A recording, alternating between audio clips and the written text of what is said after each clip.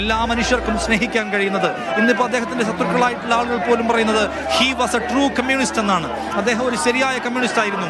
മുന്നോട്ട് വെച്ച ആശയങ്ങളെ മാത്രമേ അദ്ദേഹം സംസാരിച്ചിട്ടുള്ളൂ. അതിനപ്പുറം മതസാമുദായിക സംഘടനകളോട്, പരിധിവിട്ട വർഗീയ സംഗതികളോട് ഒരു നിലയ്ക്കും കോംപ്രമൈസ് ചെയ്യേണ്ടതില്ല.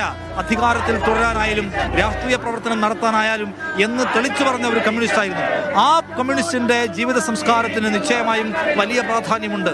അതിന്റെ അസാന്നിധ്യം കേരളത്തിൽ മുഴങ്ങി നിൽക്കുന്നുണ്ട് എന്നാണ് നമ്മൾ കാണേണ്ട കാര്യം. അത് തിരിച്ചറിയുന്ന ജനക്കൂട്ടം തെരുവോരങ്ങളിൽ ഇങ്ങനെ പാരാവാരം പോലെ കാത്തു നിൽക്കുന്നു. VSI അങ്ങ് പോവുകയാണോ എന്ന് ചോദിക്കാൻ.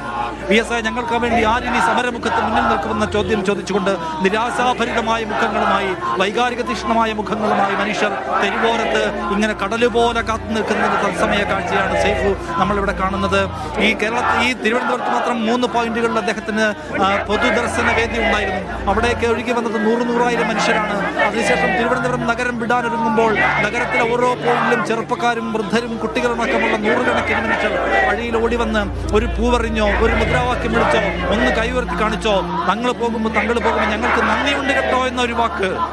ഈ കേരളത്തെ സൃഷ്ടിച്ചതിന്, ഞങ്ങളെ സമരഭരിതരാക്കിയ മനുഷ്യരാക്കിയതിന്, ഞങ്ങൾക്ക് രാഷ്ട്രീയ ബോധ്യം പകർന്നു നൽകിയതിന്, ഞങ്ങളെ സഹജീവി സ്നേഹമുള്ള മനുഷ്യരാക്കിയതിന് നന്ദിയുണ്ട് കേട്ടോ എന്ന ഒരു വാക്ക് വിളിച്ചു പറയാൻ മലയാളം ഒന്നാകെ അദ്ദേഹത്തിന്റെ വിലാപയാത്രാ വാഹനത്തിന്റെ ചുറ്റുമണിഞ്ഞിരിക്കുന്ന ഏറ്റവും വൈകാരിക നിർഭരമായ ഒരു കാഴ്ചയ്ക്ക് നാം സാക്ഷ്യം വഹിക്കുകയാണ് സൈഫു.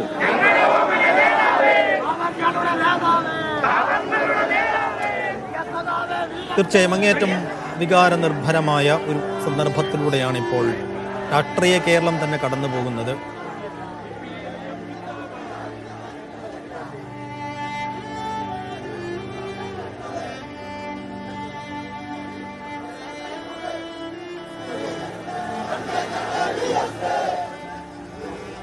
ശരി, ഇപ്പോൾ പാളയവും PMGയും നിയമസഭാ മന്ദിരത്തിൻ്റെ മുൻവശവും ഒക്കെ കടന്ന് പ്ലാമൂടും കഴിഞ്ഞ് പട്ടത്തേക്ക് ഉള്ള യാത്രയാണ്. പട്ടത്തിപ്പോൾ ഞങ്ങളുടെ പ്രതിനിധി ലിജോ റോളൻസ് ഉണ്ട്. ലിജോ, എല്ലായിടങ്ങളിലും ജനം 2 വശങ്ങളിലുമായി പൊതിഞ്ഞുകൂടി നിൽക്കുന്ന കാഴ്ച തന്നെയാണ് നമ്മൾ കണ്ടത്. അതൊരു പക്ഷേ തിരുവനന്തപുരത്തിൻ്റെ അതിർത്തി പിന്നിടുന്നത് വരെ നമ്മൾ ഈ കാഴ്ച തന്നെ കാണേണ്ടി വരും. തിരുവനന്തപുരത്തെ അതിർത്തി പിന്നിടുന്നത് വരെ മാത്രമല്ല, നമ്മൾ ആലപ്പുഴയിൽ വിലാപയാത്ര അവസാനിക്കുന്നിടം വരെ നമ്മൾ ഈ കാഴ്ചകൾ തന്നെ കാണേണ്ടി വരും എന്നുള്ള കാര്യത്തിൽ ഒരു തർക്കവുമില്ല.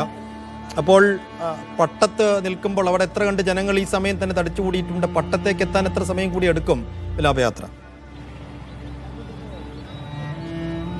സൈഫുദ്ദീനെ VSന്റെ മൃതദേഹം AKG ഗവേഷണ കേന്ദ്രത്തിൽ വച്ചപ്പോൾ നമ്മൾ വലിയ തിരക്ക് കണ്ടു. വീട്ടിലേക്ക് എത്തിയപ്പോഴുള്ള തിരക്ക് കണ്ടു. ഇന്ന് പൊതുദർശന സമയത്തുള്ള തിരക്കൊക്കെ നമ്മൾ കണ്ടതാണ്. അതിനുശേഷമായിരുന്നു ഈ വിലാപയാത്ര ആരംഭിക്കുമ്പോൾ തന്നെ വളരെ പതിയെയാണ് ആ വാഹനവ്യൂഹം കടന്നു വരുന്നത്. പട്ടം ജംഗ്ഷനിൽ, അതായത് ഇപ്പോൾ PMG കടന്നുകൊണ്ട് പ്ലാമൂടിലേക്ക് എത്തിക്കൊണ്ടിരിക്കുകയാണ് ആ വിലാപയാത്ര. ഇപ്പോൾ പട്ടത്താണ് ഞാനുള്ളത്. നിരവധിയായിട്ടുള്ള പ്രവർത്തകരാണ് ഇവിടെ തടിച്ചുകൂടി നിൽക്കുന്നത്. വളരെ നേരത്തെ തന്നെ ആളുകളെല്ലാം തന്നെ VSനെ അവസാനമായി ഒരു നോക്ക് കാണുക എന്നുള്ള ഒരു ആഗ്രഹത്തോടു കൂടെ ഇവിടെ തടിച്ചുകൂടിയിരിക്കുന്നു. പ്രായമായ ആളുകൾ ഉൾപ്പെടെയുള്ളവരൊക്കെ ഇവിടെ എത്തുകയും ചെയ്തിട്ടുണ്ട്. VSനെ കാണാനാണോ ഇരിക്കുന്നത്? അതെ, അദ്ദേഹത്തിനെ കാണാനാണ്. വന്നിട്ട് ശരിയായി അവിടെ പോയി കാണാൻ പറ്റുന്ന തിരക്കാണ്. ഞാനൊരു അസുഖക്കാരനൊക്കെ. വലിയൊരു ചരിത്രമാണ് ഇല്ലാതാകുന്നത്. അതെ, ഇന്നലെ അറിഞ്ഞപ്പോൾ തന്നെ നമുക്ക് ഞെട്ടലായി. പ്രായമാളുകൾ, അതായത് ഇവിടെ നല്ല വെയിലുണ്ട്. ഈ ഒരു സ്ഥലം എന്ന് പറയുന്നത് ഇവിടെ 2 വശത്തും നിൽക്കാനായിട്ട് കഴിയില്ല. ആളുകൾ അതെല്ലാം കൊണ്ട് തന്നെ ഒരു വശത്തേക്ക് ഇങ്ങനെ തണലുള്ള സ്ഥലങ്ങളിലേക്കൊക്കെ കയറി നിന്നുകൊണ്ട് ആ വിലാപയാത്ര വരുന്നതും